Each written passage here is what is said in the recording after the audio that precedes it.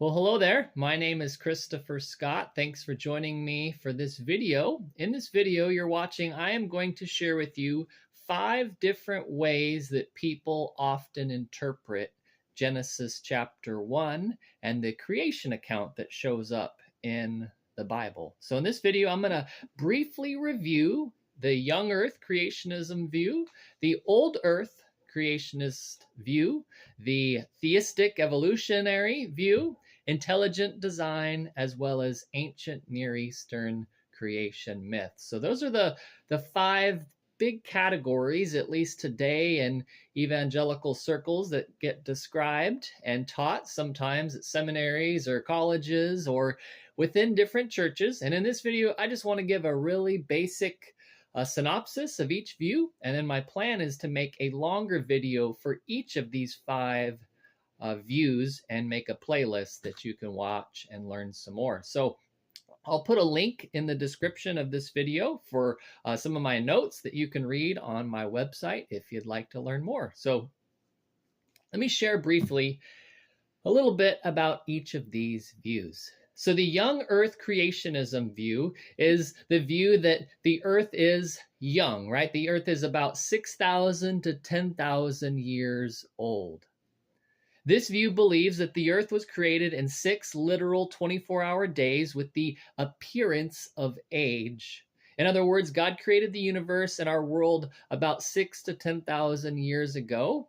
And the views vary depending on the genealogies that are contained in Genesis chapter 5 and Genesis chapter 10 and 11. So some would stretch the young earth view out to 10,000 years if there are gaps. Some would maintain that there are no gaps in those genealogies, so the earth is only about 6,000 years old. Most young earth creationists believe God created a mature earth, meaning it was created with the appearance of age. It looks old, but it is actually young. They say that because the earth was created good and perfect, there was harmony and there was not survival of the fittest or any of those other things before the fall of Genesis 3. So that's the young earth creationism view.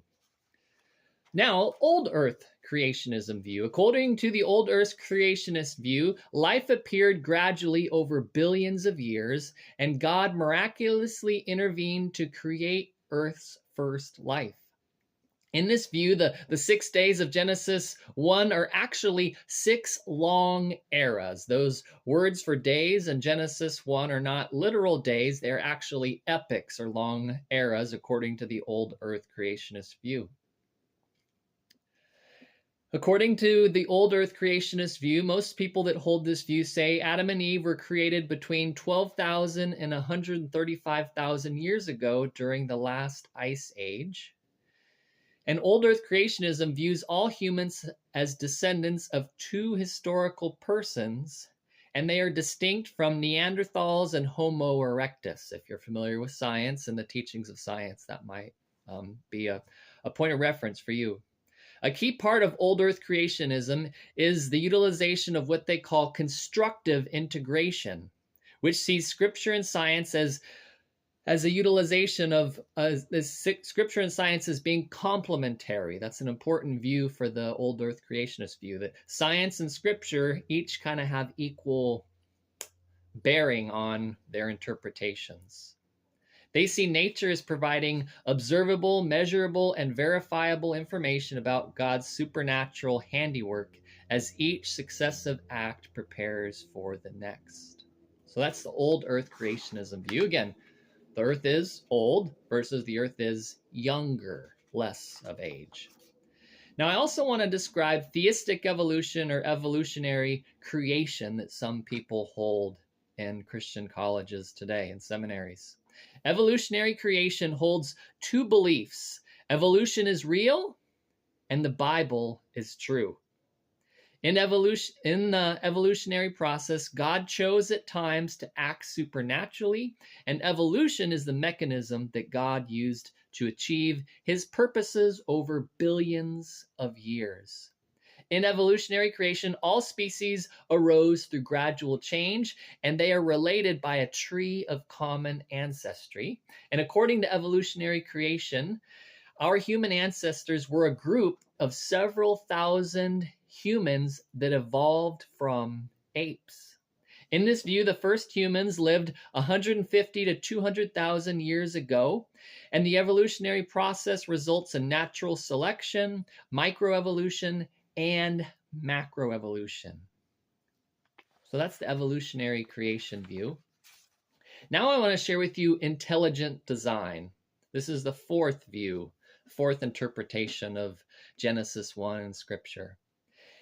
The intelligent design view advocates that a scientific understanding of what we see requires an intelligent being as creator. In other words, there was a guiding influence over evolutionary force, not a process of random selection. This is a new faith-based alternative to evolution. However, there is no specific designation to the intelligence in this view except for a creator or a God. Under intelligent design, they would never say, Yahweh of the Old Testament or Yahweh, the God that Abraham followed, is the God. There's just a God or an intelligent being that created. According to intelligent design view, this is an age-neutral theory to the earth and the universe. Okay. The last view I want to share with you is ancient Near Eastern creation myth. While Genesis 1 is likely literal, the structure of Genesis, according to people that follow the ancient Near Eastern creation myth interpretation, they believe that Genesis is likely literal. While Genesis 1 is likely literal, the structure of Genesis 1 is more theological and artistic than it is literal. In other words, according to ancient Near Eastern creation myth, Moses shaped the theology and history as recorded in Genesis 1 based on the genre of literature that was circulating at the time he wrote the Pentateuch.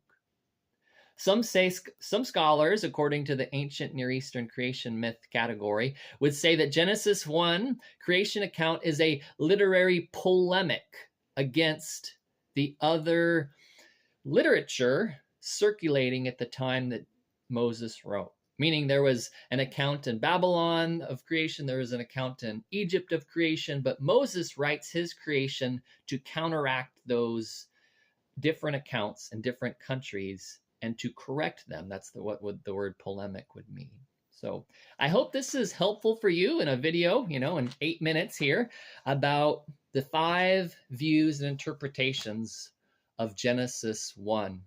And my plan is that I'll make a playlist and give about 10 minutes for each of these views in a playlist. So I hope you can find that here on YouTube, either as a link in the video here, or if you can just Google it or search it on YouTube. Hopefully it will be helpful for you. Thanks for watching, and I hope to catch you again in another video.